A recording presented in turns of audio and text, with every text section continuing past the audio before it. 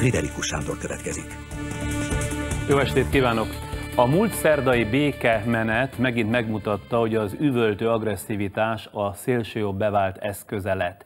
Kipróbálta, hogy betolakodhat-e vele mások életébe és hétköznapjaiba, és kiderült, megteheti, méghozzá szinte háborítatlanul.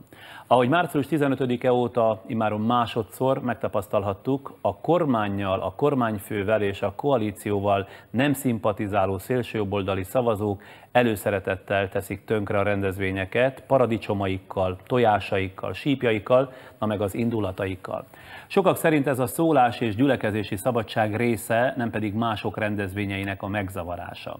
Ezt a jogi vitát ma Magyarországon láthatóan nem lehet eldönteni, noha nincs magyarázat arra, miért engedhető meg, hogy egy hangos tömeg a szólás szabadságával élve másba belefolytsa a szót, vagyis annak a másnak a szólásszabadságát korlátozza. Az meg végképp nem magyarázható, egy közösség miért nem védekezik minden eszközzel, akár a büntetőjog eszközeivel is az ellen, hogy a győzelem napján a dunaparti cipőemlékhely mellett a háborúra, a népirtásra emlékező sok ezer embert miért mocskos zsidózhatja le ordítva pár tucat honfitársa. Viszonylag egyszerűnek látszik a pszichológiája ennek az agresszív kisebbségnek, és talán a megtámadott többségnek is, de valószínű, vagy gyanítom, hogy ennél sokkal bonyolultabb. Ma este Popper Péter pszichológust kérjük meg arra, hogy próbálja meg elmagyarázni nekünk, milyen pszichológiai, társadalom lélektani és társadalom történeti folyamatok vannak a dolog mögött, mert akkor talán világosabban látjuk a bajok gyökerét is. Szóval mitől agresszív ez a kisebbség, és miért érzi magát többnyire tehetetlennek a többség? Nincsenek eszközei? Hát csak olyan eszközeik vannak, amik gondolom napi jogba, törvénybe ütközőek, és nagyon élesen bennük van, hogy nekik nem szabad átlépni a törvényességnek a határait. Ennek a következménye pedig az, ha az egyik fél úgy gondolja, hogy ő fütyül a törvényességre és a polgári együttélés korlátaira, a másik nem. Aki fütyül, az szabad lesz, mert rizikó nélkül lehet a legaljasabb dolgokat elmondani, csinálni, dobálni, stb. Nem akarom ismételni, szóval azért az alapbajt ott látom, hogy nincs rizikója. Nincs rizikója a normális polgári együttélés törvényei átlépésének. Miféle rizikója lehetne?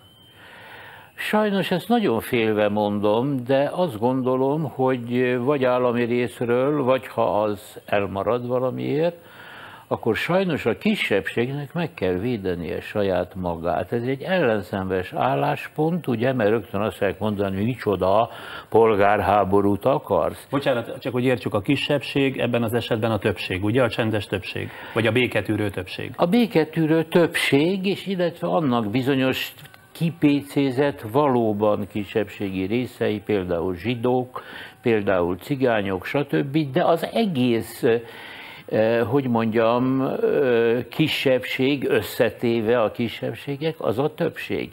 De én azt gondolom, hogy még 1944-ben sem volt Magyarország lakosainak többsége jobboldali, vagy nyilas, vagy ilyesmi, de féltek.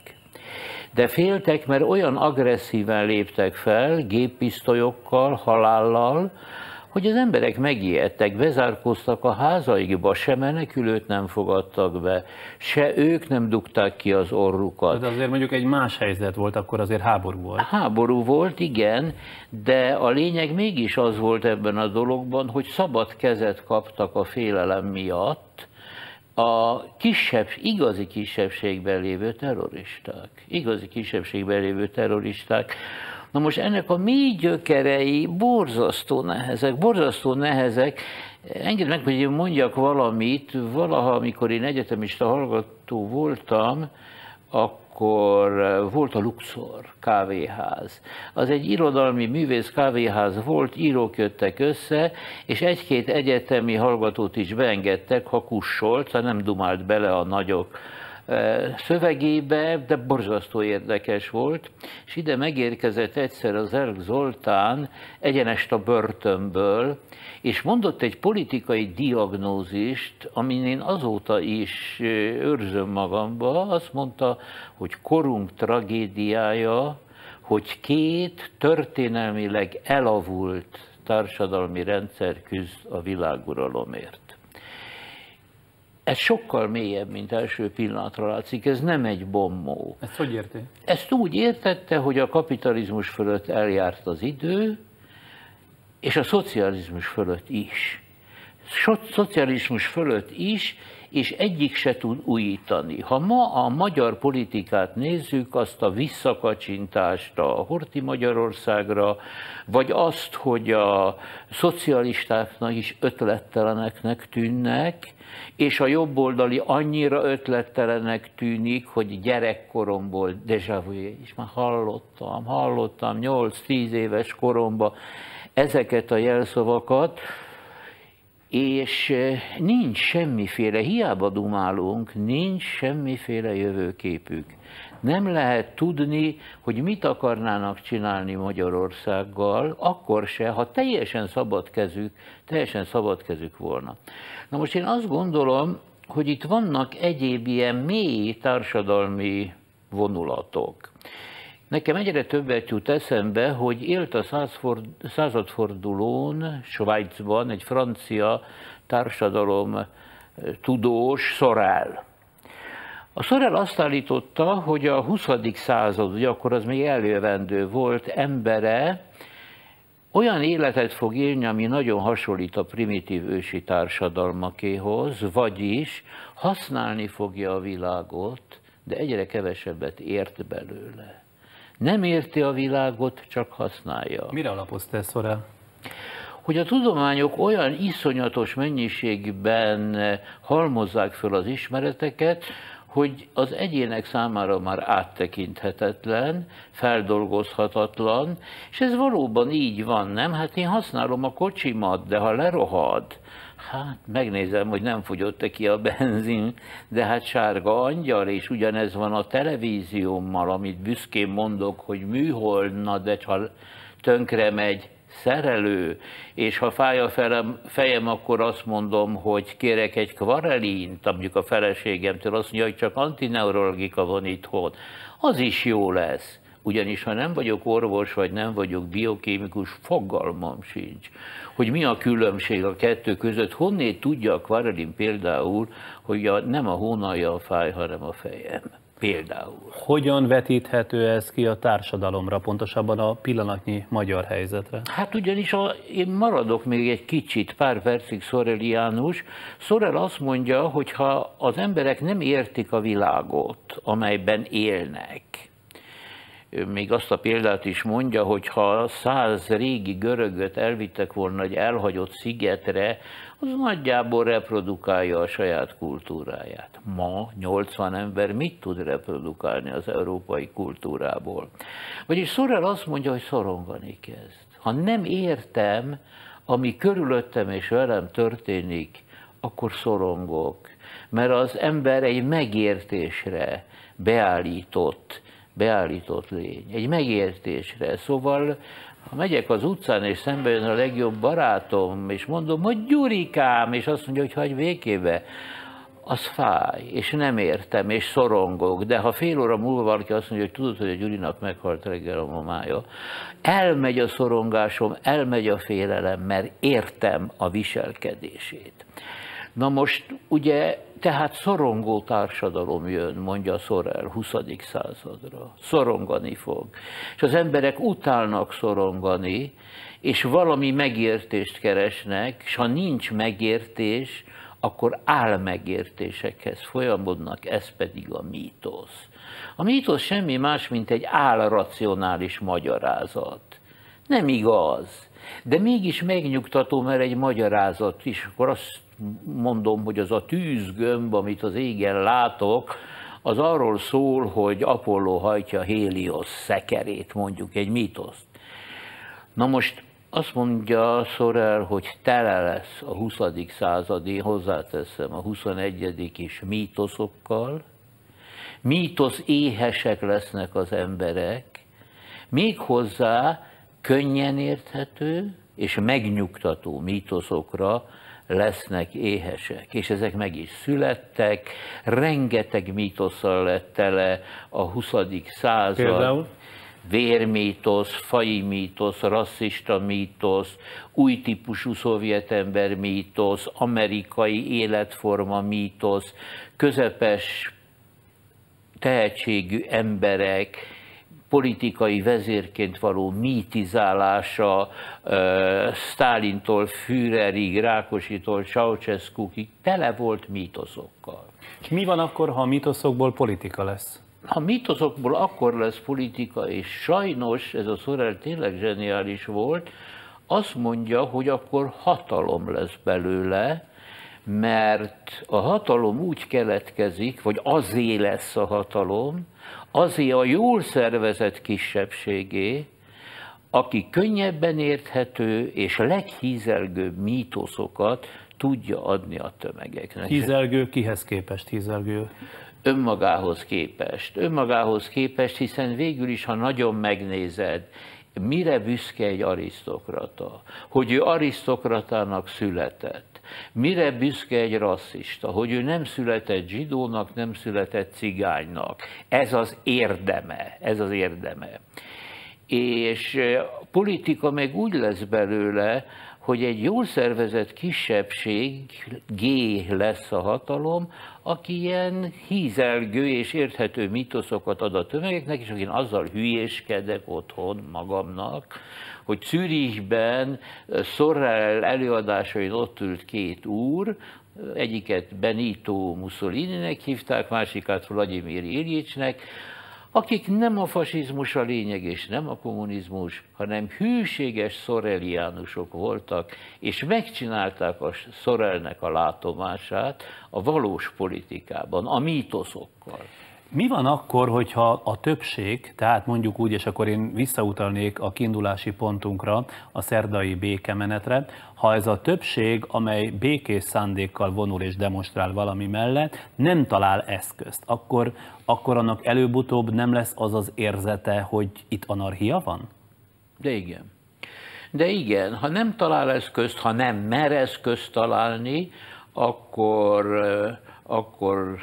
akkor egyre súlyosabb lesz az anarchiába egyre kevésbé lehet élni, és mindig az a vége az anarchiának, hogy mikor az emberek már dugig vannak az űrzavarral, akkor jelentkezik egy erős ember a politikában, és rendet csinál. Ez így volt a Weimári köztársaság után is, hogy akkor a Hitler csinált rendet, vagy az Oroszországban a Sztálinék csináltak rendet, és a Lenin, hogy most Orbán Viktor ajánlkozik, hogy majd ő rendet csinál a kialakuló magyar anarchiába. Ez mindegy. A lényeg az, hogy ha a demokrácia anarchiává torzult, akkor az egész visszafordul a diktatúra felé. Nem túlzás ezt a párhuzamot megvonni Hitler, Sztálin és Orbán Viktor között? De túlzás, hízelgő Orbán Viktorra, nem érzem ekkora nagy fenevadnak őt, és veszélyes embernek addig, de azt is megmondom, ameddig nincs olyan külföldi nagyhatalom, ami ilyen diktatórikus vagy rasszista programmal lépne fel, akkor már veszélyesnek érzem. De ez meg nincs, szerencsére. Ez meg hál' Istennek még igen. nincs. De miért ennyire életképesek ezek a féktelen indulatok, amelyek ezekből az emberekből ilyen alkalmakkor szabadon előtörnek? Miért hiszik úgy, hogy ha mondjuk Trianont visszacsinálnák, illetve a zsidókat újra kiiktatnák, akkor Magyarország minden problémája egy csapásra ezzel megoldódna? Ez egy mítosz. Ez egy mítosz. Ez is egy mítosz. Ez egy mítosz, ami kijelöli, hogy kiket kell megsemmisíteni, kiket kell ütni. Ugyanis én azt gondolom, hogy a fasizmus az egy olyan politikai rendszer, aminek az az alapelve, hogy az ellenfeleit meg kell semmisíteni. Ha ráül egy kapitalista országra, akkor nácizmus lesz belőle. Ha ráül egy szocialistának nevezett országra, akkor sztálinizmus lesz belőle, de a lényeg ugyanaz. Most van még valami. Nevezetesen az itt nagyon nem népszerű, úgy hívják, hogy Le Bon törvény. Ez egy francia szociológus, aki azt mondta, hogy egy embercsoport teljesítménye, intellektuális teljesítménye például, mindig a csoport leggyengébb, értsd, legbutább, leghülyébb tagja felé tér el. Ez ugyanúgy van, mint a terepversenyeken. 3 zseniális futó, a 4. lemarad, az ő teljesítménye lesz a csoporté. Na most ez így van, ezért kollektív bölcsesség az én megítélésem szerint nincsen, a bizottságok csak arra jók, hogy a döntés felelősségét elmossák. De bennem gyökeret vert egyszer Angliában, nagyon megharagudott rám egy angol pszichológus fiú, és azt mondta tajtékozva Dütől, hogy te hülye vagy, te olyan hülye vagy, mint egy bizottság. Ez volt a legsúlyosabb, és igaza volt neki. Igaza volt neki, hogy nem szabad, a kollektív bölcsességekben nem szabad bízni. De akkor mi következik a Le Bon törvényből a társadalomra nézve? Például az következik, hogyha 35 egészséges gyerek közé, miközben 5 évig tanultam az egyetemen a közösség nevelő erejét, beteszek egy kriminálist, egy deviánst, soha nem nevelik meg, hanem a tantestület elkezd sírni, hogy vigyétek el a deviáns, mert tönkreteszi a többiek munkáját, mert efelé fog elhajlani az osztálynak a viselkedése és teljesítménye. És akkor ezzel azt is mondja, igen? Ugyanez a helyzet társadalmilag. Hogy ez a kisebbség fogja meghatározni az egész társadalom arculatát? A legrosszabb nívójú, a legközönségesebb, a legdurvább, tehát negatív szempontból a legutolsó közösség fogja maga felé vonzani a többséget. Mindig. De hol vannak, és ezt már az előbb akartam kérdezni, amikor a mítoszokat említette, hol vannak a baloldal mítoszai? Elfogytak. Elfogytak a jobboldal mítoszai is, de ők úgy segítenek magukon, hogy visszanéznek a múltba, és megismétlik. A baloldali viszont elfogytak, az jut eszembe, hogy a 60-as években megjelent a Neue Zürcher Zeitungban egy elemzés, hogy miért van vége a szocializmusnak. Következőt állította. A szocializmus erkölcsi alapja az volt, hogy emberi színvonal alatt éltek a kétkézi munkások. Ez azt jelentette, amit a Nagy Endre úgy fogalmazott meg, hogy nem kell a polgárra haragudni. A polgár az a forradalmár, akinek már jól megy.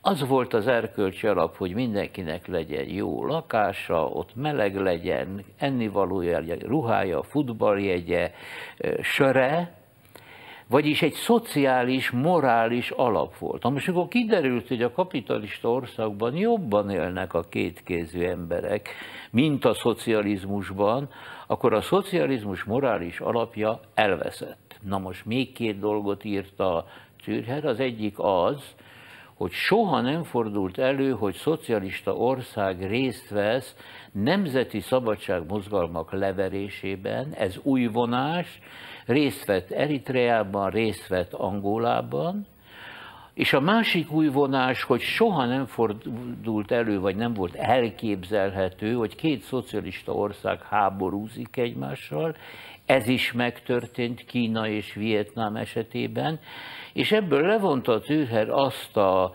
következtetés, hogy kifogyott a lőszere, kifogyott a mítosza, kifogyott az ígérési lehetősége a szocializmusnak, és beállt egy olyan helyzet, amiről a Szerb Antal azt mondta annak idején, hogy a francia forradalom akkor kezdődött, mikor a francia arisztokrácia már nem hitt saját magában és küldetésében, és azt gondolom, hogy a tragédia ott állt be, mikor a szocialista vagy kommunista politikusok nem hittek már saját magukban, és saját lehetőségeikben, hogy a nép sorsát megjavítsák.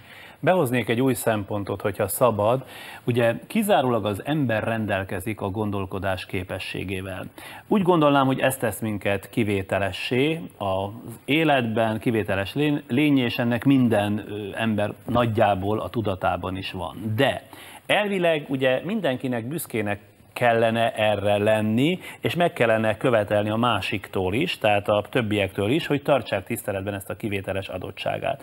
A gondolkodás viszont akkor méltó az elnevezésére, tehát magára a gondolkodásra, hogyha betart bizonyos szabályokat. Miért nem vagyunk igényesek mindenkor és mindannyian ezekre a szabályokra? Miért nem követeljük meg például adott esetben politikai pártoktól, hogy ne mítoszokat közöljön velünk, hanem értelmes, végig gondolt, alátámasztott, érvekre épülő magyarázatokat?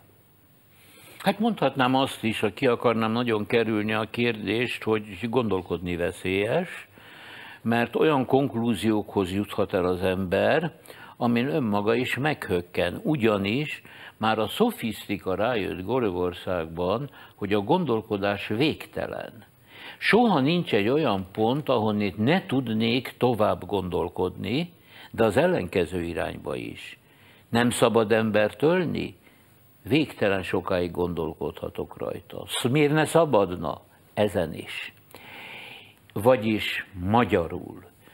Gondolkodással, intellektussal senkinek nem lehet véleménye. Mert a vélemény, az álláspont azt jelenti, hogy megállítottam a gondolkodásomat, és azt mondtam, hogy embert ölni pedig nem szabad, legyen ez a véleményed. De miért állítom meg? És a szofisztika erről azt tanítja, hogy a racionális gondolkodásba betörnek irracionális elemek, elsősorban érzelmek, részvét, jóság, szeretet, betör erkölcs, például, hogy ne ölj, meg 10 parancsolat, és ezek az irracionális elemek állítják meg a gondolkodás, racionális végtelenségét, és mondják, hogy ez legyen a véleményed. Na de ha valaki nekem azt mondja, hogy Trianonnal megoldódik Magyarország problémája, azzal nem lenéz engem? Szóval ez a közlés nem arról árulkodik, hogy a közlője a minimális átlátó képességet sem tételezi fel rólam? Azt hiszem nem, csak kevesekről, mert ő se rendelkezik átlátó képességgel. Hát a baj az, hogy ezeket a mítoszokat ő is elhiszi, vagy sokan elhiszik, akik terjesztik. Tehát ha azt hallom egy politikustól, hogy Magyarország, mi magyarok, a győzelem népe vagyunk, hát így fölfúvódik a büszkeségtől a mellkasom, mert ennél hízelgőbb nincs.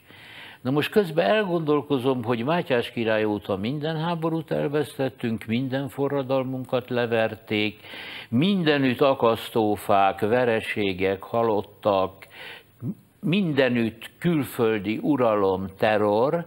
Hogy vagyunk mi a győzelem népe? Most aki ezt mondja, elhiszi vagy nem? Nagy kérdés. De akkor mi jön ki a büszkeségem és a tudásom különbözőségéből?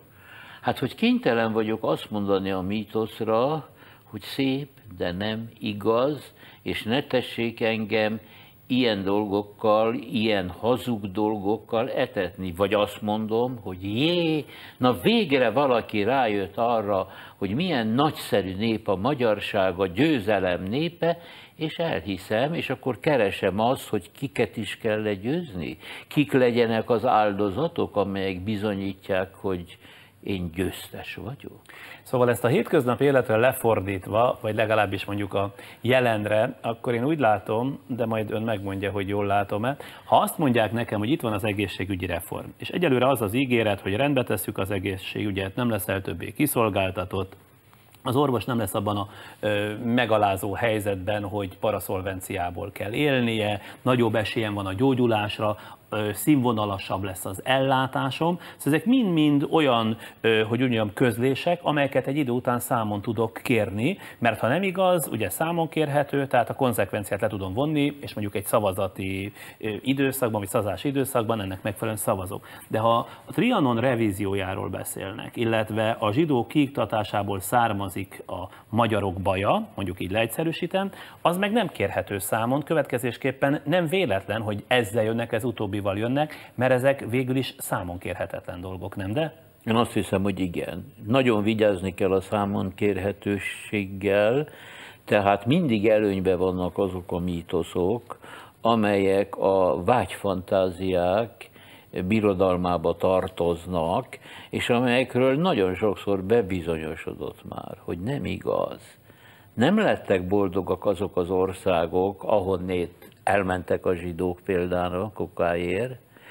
Volt antiszemitizmus Japánban is akkor, mikor az egész országban 13 zsidó élt. Vagyis, hogy ezeket nagyon könnyű leleplezni. Nagyon könnyű leleplezni, és ezért jobb olyan mítoszokat mondani, ahol nincs realitáskontroll. De akkor miért játsszuk le időről időre, újra meg újra? Mert szavazatokat hoz. Bocsánatot kérek, azért, mert rövid ideig... Nem mi nép, mi? Tehát nem a politikus, hanem mi nép. Miért játsszuk le újra meg újra? Miért hagyjuk ezt? Hát nem tudom, azt hiszem, hogy érzelmi okok miatt is. Én azt hiszem, hogy egyszer azt mondta nekem a Török Sándor nevű íróbarátom, hogy kétfajta nép van. Vannak szabad népek és szabadság szerető népek. A szabad népek szabadon éltek, és kialakultak a szabad élet tradíciói. A szabadság szerető népek mindig szerettek volna szabadok lenni, mindig rajtuk ült tatár, török, német, osztrák, orosz, szóval mindig szolgaságban éltek, elnyomottan éltek. Na most én azt gondolom, hogy ezekben a mítoszokban mindig van egy ígéret, hogyha ezt az utat járod, akkor szabad leszel te is. Nem lesz szabad, de elhiszi rövid ideig. Elhiszi, mert borzasztóan ki van éhezve arra, hogy ne üljön a nyakán senki. Szóval azt mondja, megint csak visszautalva a pillanatnyi helyzetre, hogy ez a békeszerető többség kénytelen lesz elviselni az ordítozó kisebbség uralmát. Nincs erre semmilyen recept? Ha most mondjam receptnek azt, hogy egy nagy jobboldali antiszemita tüntetés volt Rómában néhány évvel ezelőtt, és azt szétverték a baloldali, meg a zsidó, szóval azok, akik ellen ment a tüntetés, és ez nem ismétlődött meg. Vagyis azt gondolom, hogy rizikója volt a dolognak, és talán a legnagyobb baj az, hogy nincs rizikó. Nincs rizikó. Csak az erőszak a megoldás, azt mondja? Nagyon szégyellem. Ezt mondom, nézze, a következőt gondolom, hogy most hivatkozhatnék a Füstmillára, aki azt mondja, hogy durva cölöphöz durva bunkó kell, de nem akarok erre hivatkozni, hanem azt gondolom, hogy az emberek szociális érzékét tönkre teszi, ha túl sokáig élnek, mondjuk egy fél évszázadig hiánygazdálkodásba. Mert a közös nyomor elviselhető, a közös jólét pláne elviselhető, te is vársz 10 hónapig a kocsidra, én is várok, vagy te is rögtön megveheted, amit akarsz, én is, de a hiánygazdálkodás az ellenségévé teszi a másik embert. Ő viszi el az orrom elől az utolsó 10 dekavajat, az utolsó 2 tojást. Szóval én azt gondolom, hogy van azért egy olyan, hogy Magyarország túl sokáig élt ebben a rivális helyzetben, hogy vigyázni kell, mert a másik ember csak úgy tud érvényesülni az én rovásomra. És én azt hiszem, hogy ez nagyon megkikezdte a szociális érzéket Magyarországon. De miért a civil erőszakban látja a megoldást? Miért nem az államban? Hát nem erre tartjuk az államot? Meg a jogot? Hát megmondom, hát persze, hogy az államban látnám, ha nem látnám azt is, hogy az állam fél. Az állam gyáva, mert az állam szavazatokba gondolkodik, tehát azt csinálja, amitől a Churchill annak idején annyira óvott, hogy aki csak a következő választásokig lát, az lehet politikus, de államférfi soha. És azt látom, hogy a pártok félnek, hogy szavazatokat vesztenek jelentős számban, és ezért mindent feláldoznak. Ez egy rossz üzlet hosszú távra, de néha bejön rövid távra. De ha mindenki kiállna, mindenki tiltakozna ezzel ellen, akkor nem veszítene szavazatokat, hiszen ezen az oldalon lenne a többség. Jaj, hát persze, de ez ugyanaz, mintha azt mondanád, ha senki nem engedelmeskedne a behívó parancsnak, nem lenne háború. Mert senki nem menne el katonának. De hát ez realitás. Realitás, mert az előnyök pillanatnyiak. Pillanatnyi előnyök vannak. És nincs ilyen hosszú távú kalkuláció, én azt hiszem az emberekben. Nincs ilyen hosszú távú kalkuláció. Elég lehangoló, amivel most itt megismertetett bennünket. Hát én nem is vagyok optimista. Én abba gondolkodom, azt azért megmondom, hogy megmenthetik az országot a kis közösségek, mert vannak kis közösségek, most mindegy, hogy az Krisna hívők, vagy kecskeméti képzőművészek, vagy ez vagy az, de egyre több kis közösség van, aki nem akarja, hogy őt tönkretegye a napi közélet, és talán, ha ezek nőni kezdenek és összeérnek, ebből kijöhet valami társadalmilag is elfogadható megoldás, és a másik, igazi csodavárás van bennem. De a csodát én úgy értem, hogy teljesen támadhatatlanul kikalkulálták a múlt században, hogy 2034-re 40 centiméteres lótrágya fogja borítani az utcákat. Ez jó kalkuláció, csak közben jött az autó. Hogy közben mindig jön valami, autó vagy más csoda, és ezért ezek a pesszimista kalkulációk végül mégis dugába dőlnek. Megint sokat tanultunk. Köszönöm szépen. Köszönöm.